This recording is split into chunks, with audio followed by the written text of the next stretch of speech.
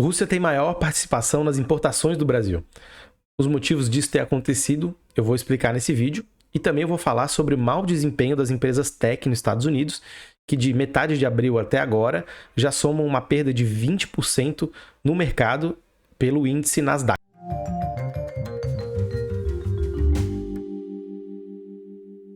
Olá, meu nome é Bruno, eu sou economista e eu sou internacionalista. Antes de mais nada, eu quero pedir para vocês deixarem um like, fazerem um comentário, compartilharem o vídeo e se inscreverem se isso fizer sentido para vocês. Isso ajuda muito a motivação para continuar criando conteúdo, deixar aqui registrado um pouquinho dos assuntos que eu gosto de tratar, dos assuntos que eu gosto de estudar. Então, eu conto com vocês para isso. Bom, o assunto de hoje, e eu vou começar pelo final, né, da apresentação, é o mau desempenho das empresas tech nos Estados Unidos.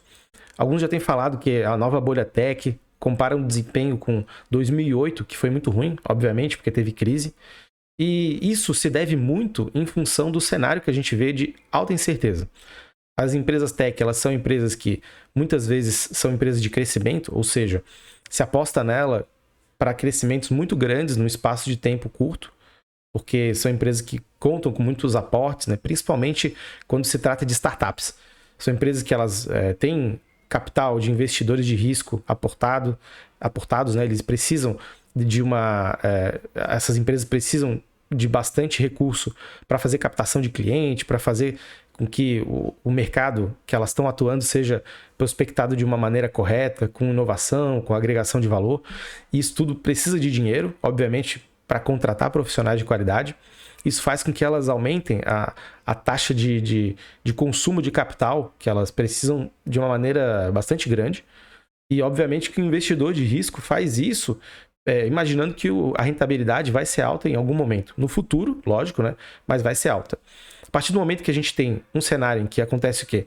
Taxa de juros elevadas, inflação elevada e incerteza sistêmica bastante elevada.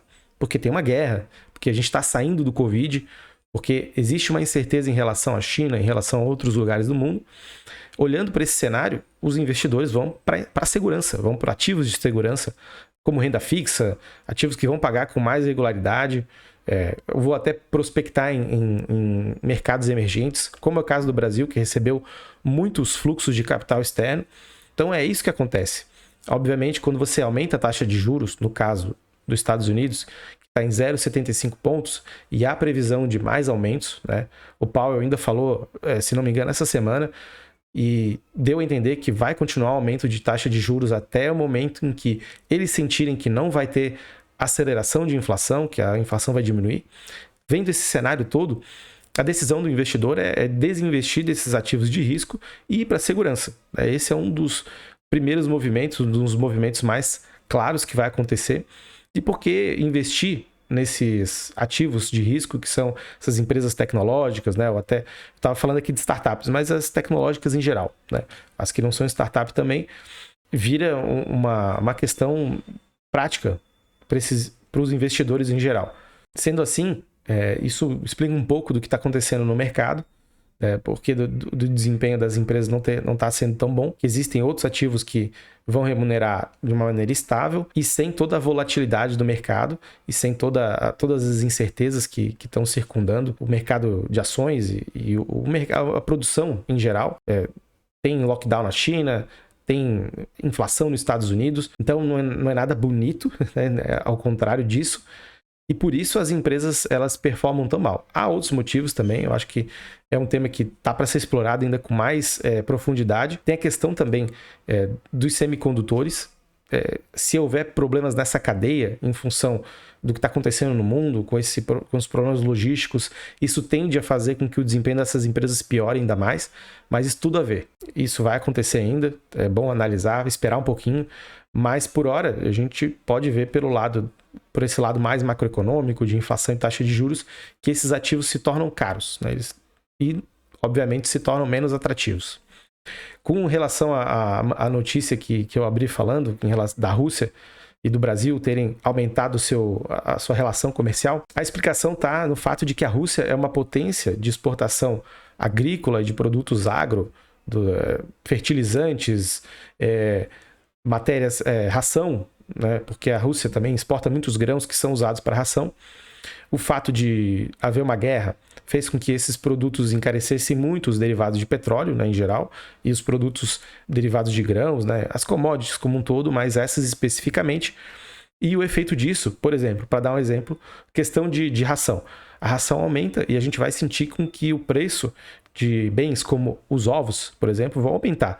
A galinha que está lá na granja, ela vai precisar de comer, ela vai precisar de ração para ser alimentada e daí vai botar ovos e isso tudo vai encarecer todo o processo e isso vai ser repassado ao consumidor. Por outro lado, o preço dos fertilizantes aumentou de uma maneira absurda, né? O gás natural é usado como fertilizante e o fato dos derivados de petróleo terem aumentado de preço impactou diretamente nesse mercado de fertilizantes. E o Brasil, como importa muito, o Brasil ele é um grande exportador de grãos, inclusive para a Rússia. Exporta soja, exporta melaço, entre outras coisas. Isso fez com que o volume de importações do Brasil em relação à Rússia fosse aumentado em quantidade monetária e quanto em quantidade de unidades de fertilizante. Por quê? Existe uma incerteza em relação ao que vai acontecer com a guerra e muitos dos produtores querem fazer estoque de fertilizantes não sabendo o que vai acontecer no futuro. E o preço dele, como eu já comentei, aumentou em praticamente 140%. Isso é muito grande e impactou na relação comercial entre Brasil e Rússia.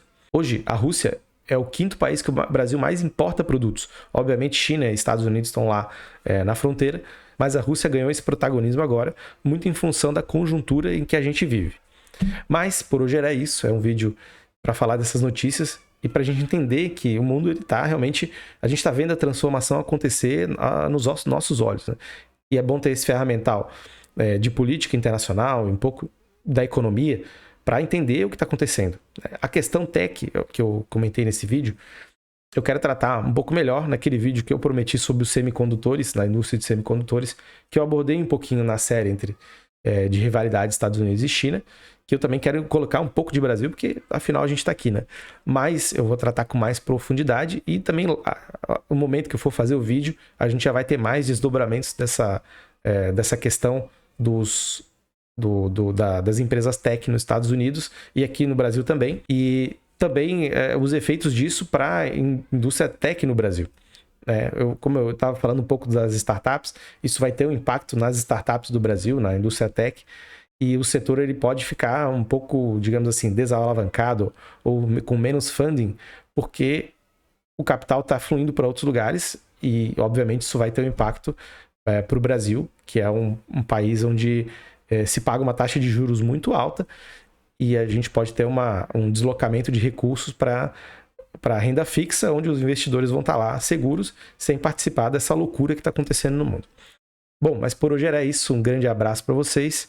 De novo, peço, se inscrevam no canal, façam comentários, falem o que vocês pensam desses assuntos aí e vamos ajudar o canal a crescer. Um grande abraço e até mais.